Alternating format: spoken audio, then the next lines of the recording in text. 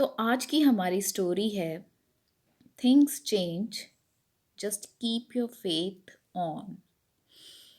आज की हमारी स्टोरी का जो हीरो है, जो मोटिवेशनल पार्ट है, उसने अपनी ज़िंदगी का वो पार्ट शेयर किया जब वो बहुत डर गया था। जैसे ही उसका ग्रेजुएशन ख़त्म हुआ, उसके सामने कुछ ऐसी चीज़ें थी जिनसे वो चाह कर भी जूझ रहा था।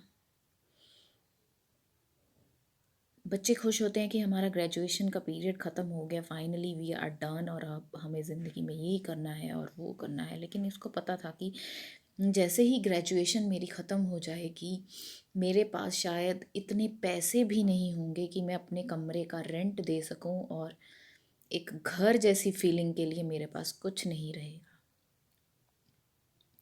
खैर, ज़िंदगी तो चलती रहेगी। जितना भी सामान था उसके पास उसने जुटाया और अपनी कार में डाला, और कार उस तरफ चला ली जिस तरफ उसको लग रहा था कि शायद वहाँ मुझे काम मिल जाएगा, अपॉर्चुनिटी मिलेगी काम करने की। जैसे ही ये इंसान उस जगह पहुँचा, इसने hundred of applications, job applications दी, लेकिन एक के बाद एक रिजेक्ट रिजेक्ट रिजेक्ट।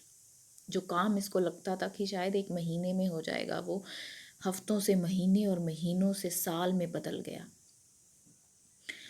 जब ऐसी सिचुएशन आती है तो इंसान अंदर से टूटने लग जाता है। उसको लगता है फक, मेरी ज़िंदगी में इसके अलावा क्या कुछ रह ही नहीं गया। उसको ऐसे लगने लग गया था जैसे कि ये एक बहुत बुरा सपना है।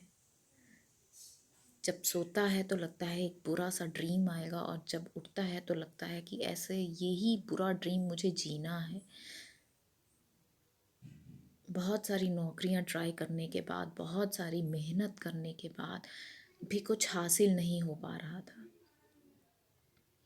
जैसे ही कुछ सोचने लगता, लेकिन वक्त जो था उसे 10 कदम पीछे गिर देता।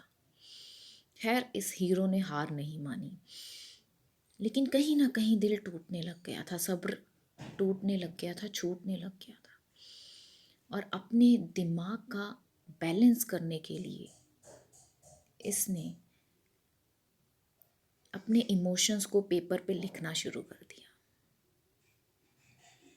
और कोई तो था नहीं जिससे ये शेयर कर सकता। इसने अपने इमोशंस को अपने कागज़ों में बांटना शुरू कर दिया, और बांटना भी ऐसे शुरू किया कि अपने दर्द को चिल्ड्रंस स्टोरी के नाम से लिखना शुरू कर दिया।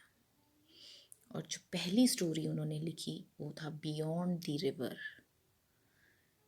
जिसमें उन्होंने एक हीरो बनाया। वो हीरो एक फ़िश थी जिसमें इतना जोश था कि उसको ये था कि मुझे अपना ड्रीम पाना ही पाना है, हर हाल में मुझे अचीव करना ही करना है। यहाँ मेरे लिए मेरी ज़िंदगी में नो नहीं है।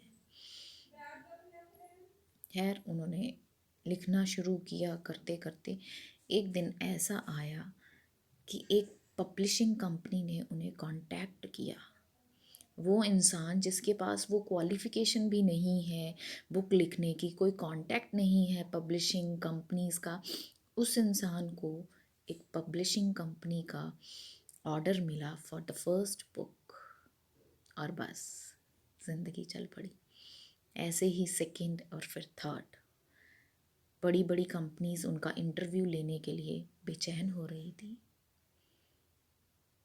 सो there is always beyond the river. अपनी उम्मीदों को कभी थकने नहीं दो। अपने हार्ड वर्क पे हमेशा ट्रस्ट करो। One day is there. कभी कभी ऐसा होता है कि हमारे ड्रीम्स कहीं छुपे होते हैं एक कोने में, और जो रास्ता होता है उनको पाने का वो बहुत लंबा और गहरा होता है। अगर हार जाएंगे तो कभी नहीं पाएंगे, लेकिन अगर पाना है तो चलते रहना है। Motivate yourself. और अच्छी लगे ये स्टोरी तो एक लाइक ज़रूर करना, और subscribe to my channel for motivational stories beyond the river.